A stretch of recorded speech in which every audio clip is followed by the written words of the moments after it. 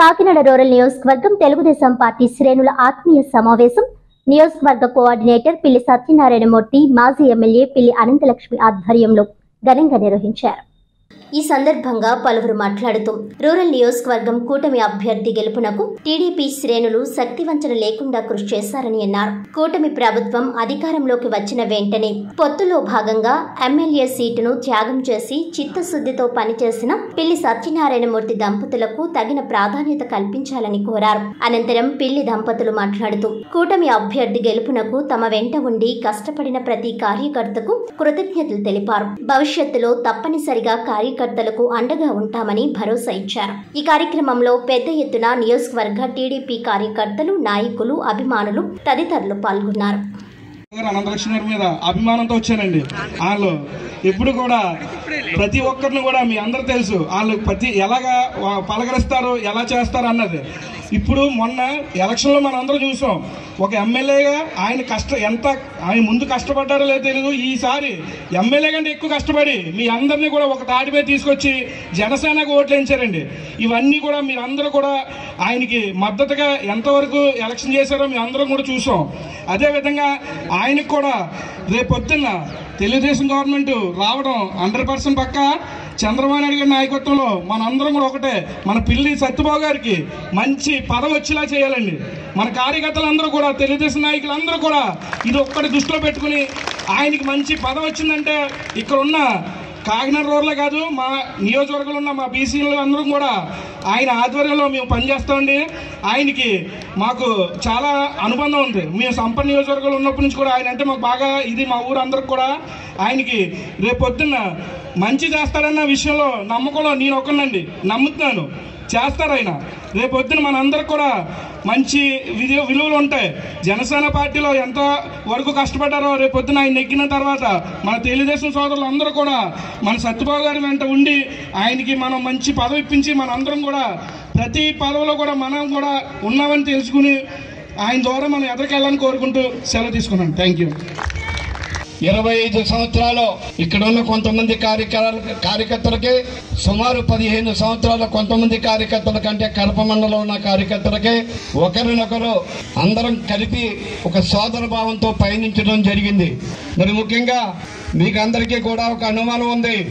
దాన్ని నివృత్తి చేయవలసిన బాధ్యత మీ అందరి యొక్క శ్రేయోభిలాషగా నేను చెప్పవలసిన బాధ్యత ఉంది. వేదిక మీద మాట్లాడిన వాళ్ళందరూ కూడా ఒకటే మాట చెప్పడం జరిగింది. పిల్లి సత్యబాబు అనే వ్యక్తి ఎవరికి కూడా నమస్కరించి ఓటు అడిగిన వ్యక్తి.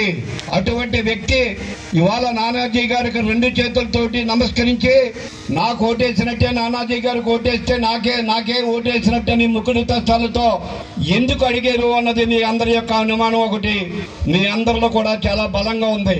పిల్లి సత్యబాబు అన్న వ్యక్తి నమస్కరించే సంస్కారం పోద్దని నమస్కారం చేయటం కాదు, నమస్కారం చేయకపోవటం నా పొగరబోతనం కాదు.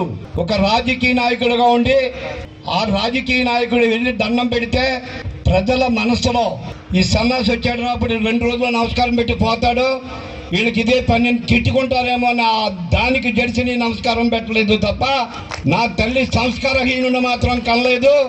నాకు సంస్కారం ఉంది. ఆ ఒక్క కారణం చేస్తే మీ దగ్గరకు వచ్చి నమస్కారం పెట్టాడు. నేను అపార్థం చేసుకుంటాను. మీ రాజకీయ నాయకులు ఒక పిచ్చి ఈ 2 రోజులు వచ్చి నమస్కరించి మనల్ని ఓటు అడిగి వీళ్ళు మన మీద కూర్చుంటారు అని ఒక చెడ్డ అభిప్రాయంతో మీరు అందరూ ఉంటారేమో అని దానికి సిగ్గుపడి నమస్కారం చేయలేదు తప్ప నమస్కారం చేయటం నా సంస్కారం కాదు అనేది మాత్రం నా తల్లి నేర్పలేదు అని చెప్పి సభాముఖంగా మీ అందరికీ కూడా తెలియజేస్తా ఉన్నా. మరి ఎందుకు ఈ నానాజీ గారిని, ఈ జనసేన అభ్యర్థిని మనం బలపరచవలసి వచ్చింది అంటే 32 నియోజకవర్గాల్లో ఈ ఆంధ్రప్రదేశ్లో పోటీ చేసినప్పుడు చాలా మంది నన్ను చాలా ప్రాంతాల్లో చాలా నియోజకవర్గాల నుంచి అడగటం జరిగింది. 32 నియోజకవర్గాల్లో రకరకాల పొత్తులతోటి మీ పార్టీ వెళ్తున్నప్పుడు ఏ నియోజకవర్గంలోని కూడా మీ అంత తాపత్రయం పడి మీలాగా రాత్రింబగల్లో క్యాండిడేట్ వచ్చినా రాకపోయినా నీ మీద బుద్ధస్కంధాల మీద వేసుకుని నువ్వెళ్ళవలసిన పని ఏముందని చెప్పి పక్క నియోజకవర్గాల నుంచి కూడా అడిగిన సందర్భాలు ఉన్నాయి. మరొకసారి మనం అందరం కూడా ఆలోచించుకోవాలి.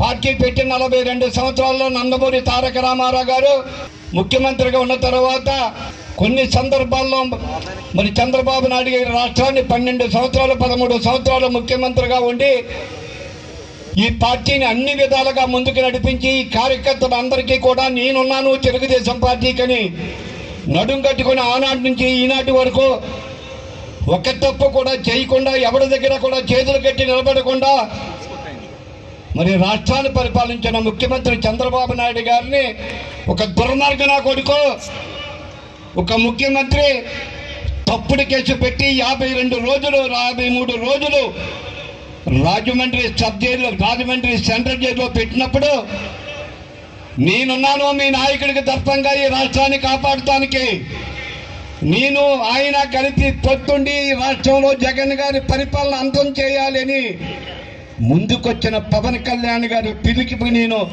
స్పందించి మా నాయకుడు జైల్లో ఉన్నప్పుడు ఆయన కన్నీరు తొడిచిన వ్యక్తికి నేను బానిసయ్యని చెప్పి సభాముఖం మీ అందరికీ కూడా తెలియజేస్తా ఉన్నా. అంతే తప్ప నానాజీ గారు కాలు పట్టుకోవడానికో నానాజీ గారి వెనకాల తిరిగితే గొప్ప వస్తుందనే కాదు, నాయకుని ఓదార్చి బయటికి తీసుకొచ్చిన వ్యక్తి మొట్టమొదటిసారిగా ఆంధ్రప్రదేశ్లో సినీ ప్రపంచంలో మంచి పలుకుబడిన వ్యక్తి జనసేన పార్టీ నాయకుడు అడగకుండా బేషరతుగా మద్దతు ఇచ్చినప్పుడు నేను ఒక్కటే ఆలోచించా, ఎంతమంది ఎన్ని రకాల మనం ఉద్యమాలు చేసాం, ఎన్ని రకాల మనం నిరాహారం చేసాం. సుమారు నెల 15 రోజులు మన కాకినాడ రోడ్లో మనం చేసాం.